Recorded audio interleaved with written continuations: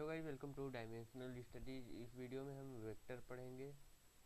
Vector के बारे में समझेंगे, रिप्रेजेंटेशन ऑफ वेक्टर समझेंगे और साथ ही साथ रेजोल्यूशन समझेंगे, वेक्टर का रिजॉल्व कैसे करते हैं और रिजल्टेंट का फॉर्मूला देखेंगे, कब रिजल्टेंट मैक्सिमम आता है, कब रिजल्टेंट मिनिमम आता है एक वेक्टर का।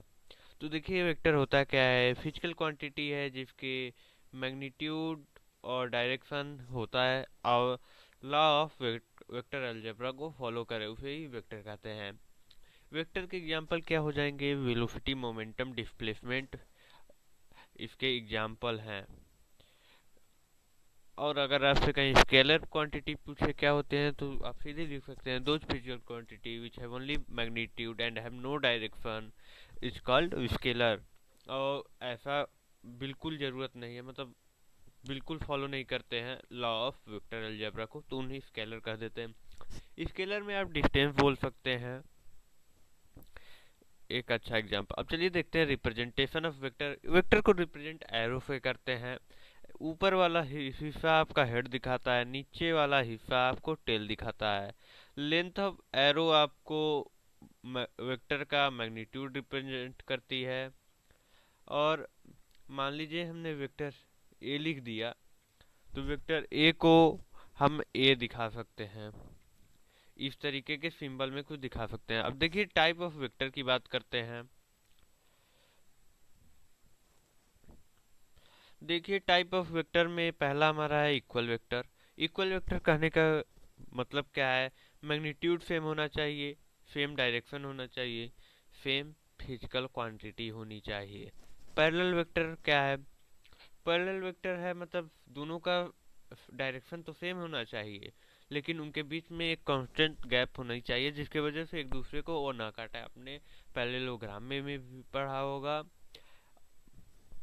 ये क्लास 10th में पैरेललोग्राम होता है तो उसमें आपको जरूर एक कॉन्सेप्ट पढ़ाया होगा। एंटी पैरेलल वेक्टर क्या होते हैं, दो वेक्टर हैं, एक इधर इधर डायरेक्शन है इसका, दूसरे का इधर डायरेक्शन है, इनके बीच में डायरेक्शन दोनों का अपोजिट है, तो हम इसे एंटी पैरेलल वेक्टर कह देंगे।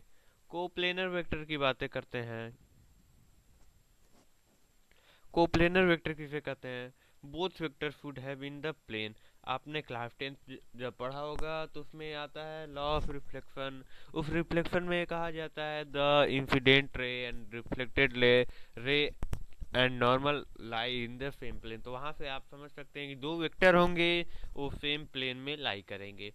को इनिशियल वेक्टर किसे कहते हैं, बोथ वेक्टर है सेम इनिशियल पॉइंट, उन्हें को इनिशियल वेक्टर कहते हैं। इस मैंने नीचे डायग्राम में भी दिखाया है को इनिशियल वेक्टर को। तो देखिए एक कॉमन पॉइंट है, कॉमन पॉइंट से ही वेक्टर ए भी ओरिजिनेट हो रहा है और वेक्टर बी भी ओरिजिनेट हो रहा है, तो इन्हें क्या कह देंगे, को इनिशियल वेक्टर कह देंगे। अब देखिए लास्ट टाइप वेक्टर जो फिजिक्स में इंपॉर्टेंट है, हमने पूरे वेक्टर्स को नहीं उठाया है, जो केवल फिजिक्स में हमें इम्पोर्टेंट है, जिनको बिल्कुल छोड़ के नहीं जाना है फिजिक्स क्लास 11th के लिए और 12th के लिए, उसे मैंने उठाया है। तो देखिए अब लास्ट निगेटिव वेक्टर है। निगेटिव वेक्टर का कहने का मतलब है कि both vector have equal magnitude but opposite direction.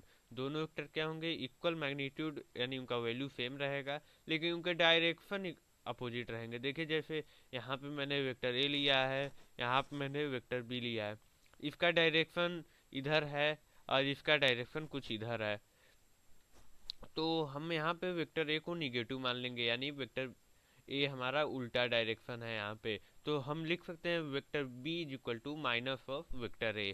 तो इसी को निगेटिव वेक्टर कहते हैं। होपफुली अभी तक आपको समझ आ रहा होगा। चलिए आगे बढ़ते हैं और पैरेलल शिफ्टिंग ऑफ वेक्टर समझते हैं। पैरेलल शिफ्टिंग ऑफ वेक्टर होता क्या है, अगर if you shift according to our need without changing the magnitude and the direction of vector then it will not change। मतलब कहने का सिंपल मतलब यही है कि अगर किसी वेक्टर को हम अपनी आवश्यकता अनुसार उसकी उसको चेंज करते हैं बिना उसके डायरेक्शन और मैग्नीट्यूड को छेड़े, तो वेक्टर में कोई चेंज नहीं आएगा। हम वेक्टर को पैरेलली शिफ्ट कर सकते हैं। चलिए क्वेश्चन इसी पे करते हैं कि find the angle between vector A and vector B. Vector A कुछ हॉरिजेंटल के साथ 60 डिग्री बना रहा है और वेक्टर बी कहीं पड़ा हुआ है, तो वेक्टर बी को हम बिना डायरेक्शन चेंज किए हुए सिर्फ हॉरिजेंटली यहाँ पे हम प्लेस कर रहे हैं, तो हमारा कुछ इस तरीके का फिगर बन के आएगा। तो सिंपली इस फिगर से हम कंक्लूड कर सकते हैं कि vector A is equal to 60 degree.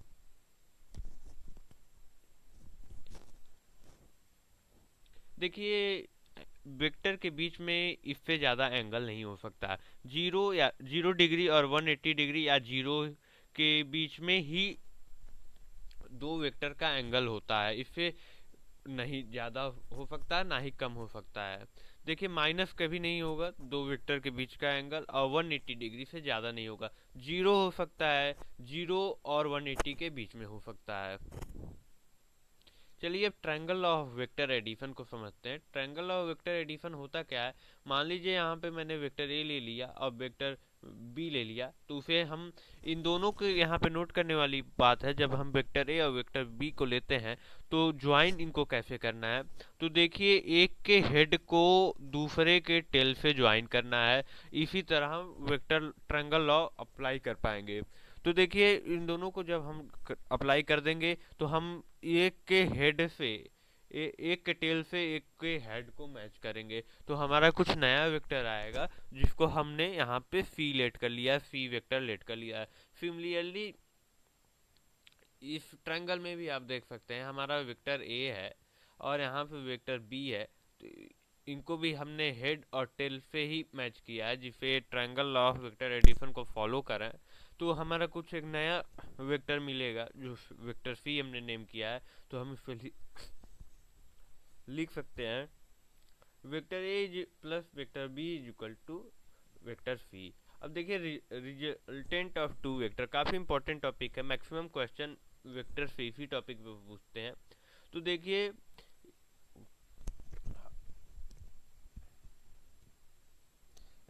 Vector A को हमने मान लिया, वेक्टर ए को हम कुछ इस तरह लिख सकते हैं। तो मैग्नीट्यूड ऑफ वेक्टर ए होता है mod of vector, mod of vector A को हम सिंपली ए लिख सकते हैं। तो इस ट्रायंगल को अगर हम देखें, थोड़ा जूम करते हैं, देखिए इस ट्रायंगल को अगर हम देखें,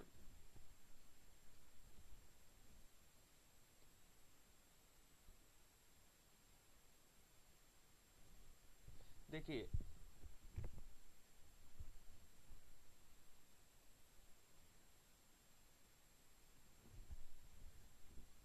देखिए इस ट्रायंगल को देखें तो ये हमारा वेक्टर ए है, ये हमारा वेक्टर बी है, तो हमें कुछ नया वेक्टर मिलेगा वेक्टर आर, जो हम रिजल्टेंट नाम दे देंगे। इनके वेक्टर ए वेक्टर बी के बीच में हमारा कुछ थीटा एंगल बनेगा, और वेक्टर ए और रिजल्टेंट के बीच में कुछ अल्फा एंगल बनेगा। तो रिजल्टेंट का फॉर्मूला होता है अंडर रूट ए square plus B square plus 2ab cos theta. इसको भी काफ़ी इंपॉर्टेंट फार्मूला है, इसको बिल्कुल याद कर लीजिएगा आप लोग। तो देखिए अब समझते हैं थीटा क्या है, ए क्या है, बी क्या है। थीटा है angle between vector A and vector B. यहाँ पे ए क्या है, magnitude of vector A, B क्या है, magnitude of vector B. Hopefully आपको सब समझ आ रहा होगा। देखिए इससे हम एक और फार्मूले डिराइव कर सकते हैं, टेन अल्फा, काफ़ी इंपॉर्टेंट फार्मूला है। टेन अल्फा होता है बी साइन थीटा ए प्लस बी कॉस थीटा। निकाल कैसे सकते हैं और रिजल्टेंट का डेरिवेशन कैसे कर सकते हैं, अगर आपको चाहिए तो हम पे जरूर कांटेक्ट करें कमेंट सेक्शन में, हम जरूर इस पे वीडियो बनाएंगे। देखिए टेन अल्फा क्या होता है, बी साइन थीटा ए प्लस बी कॉस थीटा। अगर उसी ट्रायंगल से साइन थीटा पूछे तो हम आर एस बाई बी लिख सकते हैं, कॉस थीटा पूछे तो क्यू एस बाई बी लिख सकते हैं। तो टेन अल्फा यहाँ से हम निकाल सकते हैं। देखिए अब रिजल्टेंट पे ही एक क्वेश्चन अगर हमको मिल जाए कि वेक्टर ए बराबर 10 न्यूटन दिया है, वेक्टर बी बराबर 20 न्यूटन दिया है, और दोनों 60 डिग्री पे एक दूसरे पे हैं, तो मैग्नीट्यूड बता दीजिए। सिंपली आप पहले तो वेक्टर फॉर्मूले में पुट कर देंगे। देखिए फॉर्मूला हमने पहले ऊपर पढ़ लिया है कि R is equal to under root A square plus B square plus 2ab cos theta. तो ए की जगह 10 पुट करेंगे, बी के जगह 20, 2, फिर सिमिलरली 10 × 20 कॉस थीटा के जगह cos 60, क्योंकि हमें थीटा 60 लेना है। तो cos 60 की वैल्यू होती है 1/2। तो हमारा रिजल्टेंट कुछ इस तरीके का हो जाएगा, इक्वेशन कुछ इस तरह की हमारी बनेगी। √100 प्लस 400 प्लस 2 × 10 × 1/2, तो 1/2 से 2 कैंसिल हो जाएगा, तो हमारा कुछ रिजल्टेंट आएगा 10√7। तो ये काफ़ी आसान क्वेश्चन था, फॉर्मूला बेस्ड था टोटली। तो आप बिल्कुल इस तरह के क्वेश्चन अटेम्प्ट करने के जा सकते हैं। चलिए आगे बढ़ते हैं। अब हमें कुछ इम्पोर्टेंट कंक्लूजन निकलता है कि किस किस, देखिए, value of two equal magnitude of X, दो वेक्टर लेंगे इक्वल मैग्नीट्यूड एक्स हमने लेट कर लिया है, विथ डिफरेंट एंगल, क्या रिजल्टेंट की वैल्यू होगी। ये क्या है, ये आपका रिजल्टेंट है। ये क्या है, इस पे हमने टेस्ट किया है कि किस एंगल पे, स्टैंडर्ड एंगल पे क्या रिजल्टेंट की वैल्यू आएगी। अगर आप थीटा के जगह 60 डिग्री यूज करते हैं, थीटा के जगह 60 डिग्री यूज करते हैं, तो x√3 आएगा। अगर थीटा के जगह आप 90 डिग्री यूज करते हैं तो x√2 आएगा। अगर थीटा के जगह आप 120 डिग्री यूज करते हैं तो x आएगा, और थीटा के जगह अगर आप 180 डिग्री यूज करते हैं तो 0 आएगा। होपफुली ये काफ़ी इंपॉर्टेंट डेटा है, आप बिल्कुल इसको याद कर लीजिएगा। चलिए आगे बढ़ते हैं। अब देखिए हमारा अगला टॉपिक है, कब रिजल्टेंट मैक्सिमम होगा। रिजल्टेंट मैक्सिमम करने के लिए हमें कॉस थीटा मैक्सिमम करना होगा। कॉस थीटा की मैक्सिमम वैल्यू 1 होती है, और किस डिग्री पे 1 होती है, तो 0 डिग्री पे कॉस थीटा की मैक्सिमम वैल्यू 1 आती है। तो हम सिंपली रिजल्टेंट के फॉर्मूला में जब कॉस थीटा हम 0 पुट करेंगे तो हमारा कुछ, मैंने डेरिवेशन पहले से ही कर लिया है, आप देख सकते हैं स्क्रीन पे। तो a+b² +b² + 2ab cos theta में जब आप थीटा के जगह 0 डिग्री पुट करेंगे तो हमारा कुछ फार्मूला इस तरीके का बन के आएगा। जैसे cos थीटा तो 1 हो गया, तो 1 का मल्टीप्लाई पूरे में करेंगे तो 1, कुछ डेटा तो चेंज होने वाला नहीं है, तो रिजल्टेंट मैक्सिमम आ जाएगा a² + b² + 2ab हो जाएगा। फिर तो हम यहाँ से लिख सकते हैं रिजल्टेंट आर मैक्स का फॉर्मूला लिख सकते हैं √a+b का होल स्क्वायर। a+b का होल स्क्वायर आपने क्लास 10th में पढ़ा होगा, क्लास 9th में भी पढ़ा होगा, बाकी छोटे क्लासों में भी इस फॉर्मूले को पढ़ाया जाता है। तो यहाँ पे हम कंक्लूड कर सकते हैं कि रिजल्टेंट मैक्सिमम का फॉर्मूला a+b होता है जब थीटा 0 डिग्री आप यूज करेंगे। अब चलिए आगे बात करते हैं रिजल्टेंट मिनिमम कब होगा। रिजल्टेंट मिनिमम करने के लिए आपको cos थीटा को मिनिमम करना होगा। cos थीटा की मिनिमम वैल्यू होती है -1। अब कब होती है, जब cos थीटा आप 180 डिग्री यूज करेंगे तो हमें cos थीटा की मिनिमम वैल्यू मिल जाती है। cos थीटा की मिनिमम वैल्यू -1 होती है, तो हम इक्वेशन में पुट करेंगे। इस इक्वेशन में आर मिनिमम निकालने के लिए हम इस इक्वेशन में पुट करेंगे तो हमारा कुछ इस तरीके की इक्वेशन बनेगी, a² + b² + 2ab multiplied by -1। तो आगे देखिए, तो हम सिंपली इसको फॉर्मूले में तोड़ सकते हैं कि √a² + b² - 2ab। तो इस तरीके का बनेगा, हमें a - b का होल स्क्वायर का फॉर्मूला दिख रहा है। लेकिन हम फॉर्मूला सीधे a - b नहीं लिख देंगे, क्योंकि हमें मॉड लगा के लिखना पड़ेगा a - b, क्योंकि हमें नहीं पता है कि a बड़ा है कि b बड़ा है, यानी वी डोंट नो कि a इज ग्रेटर और b इज ग्रेटर। तो आर मिनिमम कब आएगा, जब थीटा आप 180 डिग्री लिखेंगे। लेकिन आर मिनिमम निकालने के लिए mod of a vector minus b vector का करेंगे आप। होपफुली अभी तक आपको समझ आ रहा होगा। अब यूनिट वेक्टर देखते हैं क्या होता है। यूनिट वेक्टर का काम क्या होता है, यूनिट वेक्टर का काम होता है डायरेक्शन देना, इसकी डायरेक्शन देना होता है, इसका मैग्नीट्यूड 1 होता है। यूनिट लेस होता है, डायमेंशन लेस होता है। इसको कुछ यूनिट वेक्टर को किसी भी लेटर के ऊपर कैप लगाकर दर्शाया जाता है। अगर ये लेटर ए है, इसके ऊपर कैप लगा दिया जाएगा तो इसको क्या पढ़ेंगे, ए कैप पढ़ेंगे। अगर वहीं पे कहीं बी आ जाए, अब बी के ऊपर आपका कैप लगाया जाए तो बी कैप पढ़ेंगे। जे आ जाए उसके ऊपर कैप लगाया जाए तो क्या पढ़ेंगे, जे कैप पढ़ेंगे। देखिए इसका फॉर्मूला होता है, अगर आप कहेंगे ये फार्मूला कैसे डिराइव करते हैं तो मैं जरूर इस पे वीडियो बना दूंगा। तो देखिए vector A is equal to होता है mod of vector A into unit vector A. तो इसका वेक्टर ए को लिख सकते हैं, vector A is equal to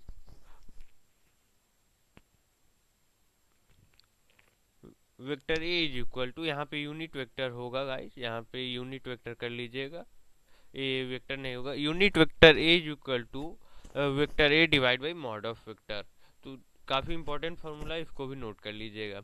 अब देखिए यूनिट वेक्टर डिफरेंट एक्सिस के अलोंग क्या क्या होती हैं, काफ़ी इंपॉर्टेंट टॉपिक है, इससे काफ़ी क्वेश्चन बनते हैं, तो इसको जरूर अच्छी तरीके से याद कर लीजिएगा। देखिए पॉजिटिव एक्स एक्सिस के तरफ आई कैप होता है और निगेटिव एक्सिस के तरफ माइनस आई कैप होता है। पॉजिटिव जे वाई एक्सिस के तरफ जे कैप होता है, निगेटिव वाई एक्सिस के तरफ माइनस जे कैप होता है। पॉजिटिव जेड एक्सिस के तरफ के के कैप होता है, माइनस जेड एक्सिस के तरफ माइनस के कैप होता है। मतलब कहने का सिंपल मतलब यही है कि पॉजिटिव एक्स की तरफ अगर प्लस आई कैप होगा तो निगेटिव की तरफ माइनस आई कैप, उल्टा कर देंगे सिंपली। चलिए आगे बढ़ते हैं। देखिए मैग्नीट्यूड ऑफ वेक्टर क्या होता है, हमने एक, देखिए हमारे पास है वेक्टर ए जो ए x I cap plus a Y J cap plus a Z के कैप, मतलब तीनों एक्सिस के तरफ पॉजिटिव में फैला हुआ है। इसका मैग्नीट्यूड निकालने के लिए सिंपली हम मॉड ले लेंगे वेक्टर ए का। तो मॉड लेने के लिए इधर पूरा हम स्क्वायर कर देंगे, वहाँ अंडर रूट चढ़ा देंगे, तो अंडर रूट में चढ़ाकर पूरे को अंडर रूट में डालकर एक एक का स्क्वायर करेंगे। जब भी स्क्वायर करेंगे तो आप direction I cap J cap के कैप या माइनस आई कैप माइनस जे कैप एक्सेट्रा जो भी रहेगा उसको रिमूव करके स्क्वायर करेंगे। तो हमारा क्या आ जाएगा, a x square plus a y square plus a z square. तो इसे हम सिंपली फॉर्मूला लिख सकते हैं, a is equal to under root a x square plus a y square plus a z square. चलिए अब इसी को क्वेश्चन से समझते हैं। देखिए हमारे स्क्रीन पे आप दो क्वेश्चन देख पा रहे होंगे। पहला क्वेश्चन है हमारा, vector is equal to I two I cap plus three J cap plus four K cap. तो इसका मैग्नीट्यूड ऑफ वेक्टर ए क्या हो जाएगा, ए हो जाएगा। तो हम सिंपली फार्मूले में तीनों का स्क्वायर कर देंगे तो हमारा 20√29 आ जाएगा। अब सिमिलरली वेक्टर दूसरा क्वेश्चन देखें, वेक्टर बी का कैसे मैग्नीट्यूड निकालेंगे। तो vector B is equal to two I cap plus three J cap minus four K cap दिया है। तो यहाँ पे गाइस करेक्शन कर लीजिएगा कि यहाँ पे बी होगा, ये गलती से लिखा गया है। तो देखिए तीनों का स्क्वायर कर देंगे तो टू का स्क्वायर अंडर रूट टू का स्क्वायर प्लस थ्री का स्क्वायर प्लस माइनस फोर का स्क्वायर, तो हमारा यहाँ भी √29 आ रहा है। तो नोट करने वाली बात क्या है कि magnitude of vector a along magnitude of vector always positive होता है, कभी निगेटिव नहीं हो सकता है। देखिए अब पोजीशन वेक्टर की बात करते हैं। आर क्या है यहाँ पे, आर यहाँ पे हमारा पोजीशन वेक्टर है। अगर कभी r position vector b respect to a पूछ दे, ऐसे क्वेश्चन मिलते हैं, तो आप कैसे निकालेंगे। तो इस तरीके के सीधे लिख देंगे आप, पहले R position vector R B respect to A equal लिख देंगे 8 आई कैप हो आई कैप माइनस करेंगे, जे कैप से जे कैप माइनस करेंगे और के कैप से के कैप माइनस करेंगे। पहले जो भी वेक्टर लिखा रहेगा जो भी उसको पहले लिखेंगे और दूसरे में दूसरे लिखेंगे। जैसे यहाँ आप देख सकते हैं कि 8 जो है आपका पहले लिखा गया तो यहाँ पे भी पहले लिखेंगे। तो इस तरीके से सॉल्व करके आप r position vector b respect to a निकाल सकते हैं, जो हमारा six i cap plus five j cap plus three k cap आएगा। अगर वहीं पे आपको अगर कोई पूछ दे कि mod of position vector b respect to a बताइए, तो सिंपली आप तीनों का स्क्वायर करके सॉल्व कर लेंगे, जो हमारा √70 आएगा। देखिए अब कंपोनेंट लेना सीखते हैं। कंपोनेंट कैसे लेते हैं वेक्टर का, काफ़ी इंपॉर्टेंट टॉपिक है। तो देखिए हमारा ये वेक्टर जो है एक्स एक्सिस के साथ थीटा एंगल बना रहा है, एफ वेक्टर जो है एक्स एक्सिस के साथ थीटा एंगल बना रहा है। तो इसको रिजॉल्व करना है तो देखिए, हम पहले तो F cos theta X axis पे रख देंगे और F sine theta Y axis पे रख देंगे। इनके बीच में, ये दोनों के बीच में एफ वेक्टर आना चाहिए जो हमारा डॉटेड लाइन से रिप्रेजेंटेशन है। क्योंकि जब भी हम वेक्टर को रिजॉल्व कर लेते हैं, हम वेक्टर को उस तरह नहीं दिखाते हैं, केवल रिजॉल्व में दिखा देते हैं। तो हम इसे क्या लिख सकते हैं, vector F is equal to F cos theta I cap plus F sine theta J cap. क्योंकि हमने आई कैप और जे कैप में तोड़ा है, इसलिए हम इसे इस तरह लिखेंगे। तो मैंने यहाँ पे इंपॉर्टेंट पॉइंटर भी लिखा है, जिस लाइन के अलोंग वेक्टर में थीटा एंगल बनाया जाएगा उस लाइन की तरह एफ कॉस थीटा जाएगा, और एफ साइन थीटा उसके परपेंडिकुलर ऐसे बनाना है ताकि एफ कॉस थीटा और एफ साइन थीटा के बीच में एफ रहे। होपफुली अभी तक आपको समझ आ रहा होगा। तो यहाँ पे देख सकते हैं फिगर वही बन के आया है। चलिए आगे देखते हैं। अब डायरेक्शन कोसाइन क्या होता है। देखिए, डायरेक्शन कोसाइन काफ़ी इंपॉर्टेंट टॉपिक है, इस पे क्वेश्चन बनते हैं, तो बिल्कुल याद करके रखिएगा। मान लीजिए आपका वाई एक्सिस है, ये एक्स एक्सिस है,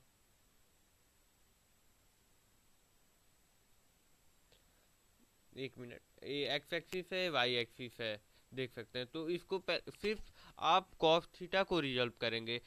ये वेक्टर ए जो है एक्स के साथ अल्फा एंगल बना रहा है, और वाई के साथ बीटा एंगल बना रहा है, और जेड के साथ गामा एंगल बना रहा है। आप ऐसा ज्यूम कर लीजिए। मैंने यहाँ पे लिख दिया है कि if angle made by vector A with positive x axis alpha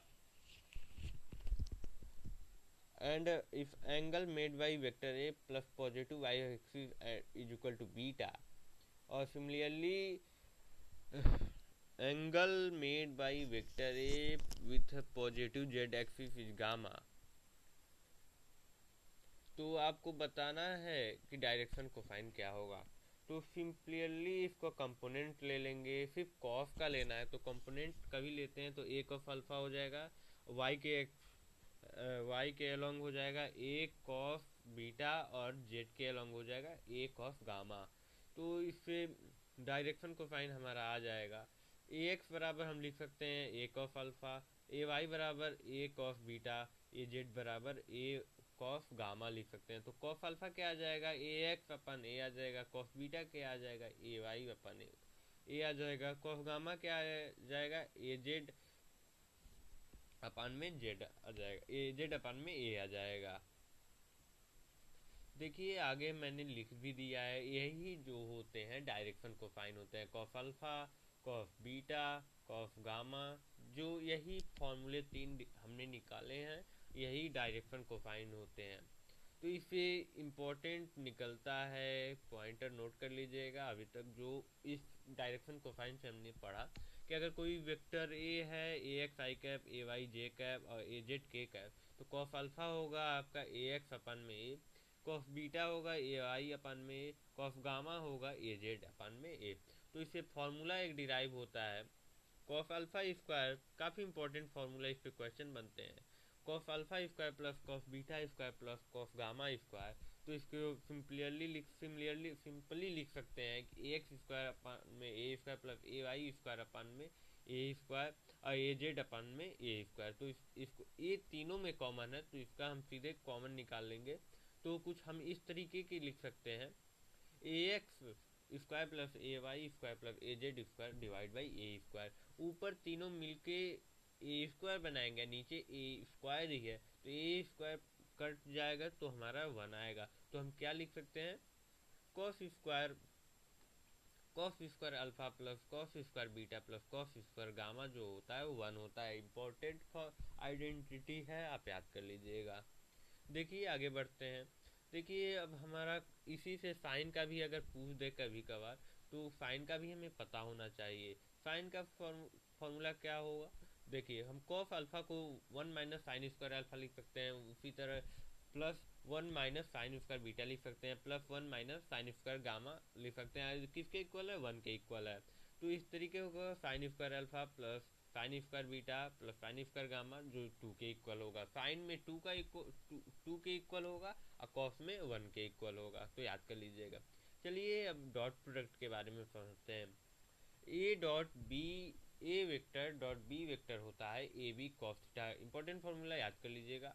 magnitude A क्या है यहाँ पे, magnitude of vector A. B क्या है, magnitude of vector B. Cos theta क्या है, इनके बीच में एक्टिंग एंगल कॉस थीटा हम लेंगे। थीटा क्या है, angle between vector A and vector B. देखिए इसको क्वेश्चन को समझने के लिए एक क्वेश्चन लेते हैं। Vector A is equal to 10 दिया है, vector B is equal to 20 दिया है, और इनके बीच का एंगल 50 डिग्री दिया है। तो हम पूछ रहा है इसका डॉट प्रोडक्ट बताइए।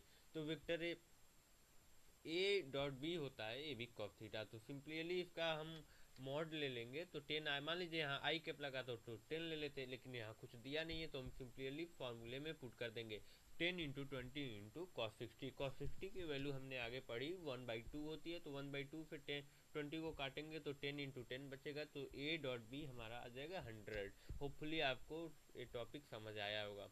अब नोट करने वाली क्या बात है, अगर i cap into i cap होता है 1, i cap into j i dot j होता है 0, और j cap into j cap होता है 1, i cap into k cap होता है 0, के कैप इंटू के कैप होता है 1, जे cap into j cap dot के कैप होता है 0। बाई डॉट प्रोडक्ट से हमें करने का फ़ायदा क्या होता है, तो by dot product we can find angle between two vector. दो वेक्टर के बीच में हम एंगल पता कर सकते हैं डॉट प्रोडक्ट की मदद से। इस फार्मूले को रीअरेंज करें, A vector A dot B equal to A B cos theta. तो कॉस थीटा हमें निकालना है यानी एंगल पता करना है। तो vector A dot B divide by mod of vector A into mod of vector B. तो हम इसके बीच का एंगल भी पता कर सकते हैं। नोट करने वाली बात है यहाँ पे तीन हमें कंक्लूजन नोट करने वाली बात है यहाँ पे। कहा कि अगर वेक्टर ए जो है मॉड ऑफ वेक्टर ए जो है इक्वल हो मॉड ऑफ वेक्टर बी के, और इन दोनों को हम एक्सलेट कर लेते हैं और इनके बीच का एंगल हो थीटा, तो हम इसे क्या लिख सकते हैं, mod of vector A plus B का हम सिंपली लिख सकते हैं 2x कॉस थीटा बाई 2। वहीं पे माइनस वाला पूछा है तो 2x साइन थीटा बाई 2। इन दोनों का अगर रेशियो पूछा है तो कॉट थीटा बाई 2 लिख सकते हैं। बिल्कुल याद कर लीजिएगा। ये तो खैर मैंने इसको तो जेई मेन में पूछा भी गया है, आप जाके सर्च कर सकते हैं, क्वेश्चन जेई मेन में पूछ चुका है। अब देखिए क्रॉस प्रोडक्ट समझते हैं। क्रॉस प्रोडक्ट क्या होता है, vector A cross B C देगा हमें, यानी कहने का सिंपल मतलब है कि cross product give another vector. दो वेक्टर का जब भी आप क्रॉस प्रोडक्ट करेंगे तो हमें अनदर सी वेक्टर मिल जाएगा। सी वेक्टर का मॉड होता है ए बी साइन थीटा। तो A vector A cross B हो जाएगा magnitude wise A B sine theta. C हम कैसे निकालेंगे, सी का डायरेक्शन कैसे निकालेंगे, राइट हैंड थंब रूल जो आप क्लास 10 मैग्नेटिज्म चैप्टर में पढ़ते हैं। ए क्रॉस बी क्या हो जाएगा, तो ए बी साइन थीटा और सी कैप। सी कैप क्या है, डायरेक्शन निकालने के लिए। सी वेक्टर सी जो होगा परपेंडिकुलर होगा वेक्टर ए और वेक्टर के बी के बीच में। निकालने के लिए आप सीधे राइट हैंड थंब रूल निकालेंगे लगाएंगे जब इसमें इसके बी वेक्टर बी और वेक्टर ए के बीच के डायरेक्शन निकालने के लिए, तो ये आउटसाइड परपेंडिकुलरली आउटसाइड देगा। तो परपेंडिकुलरली आउटसाइड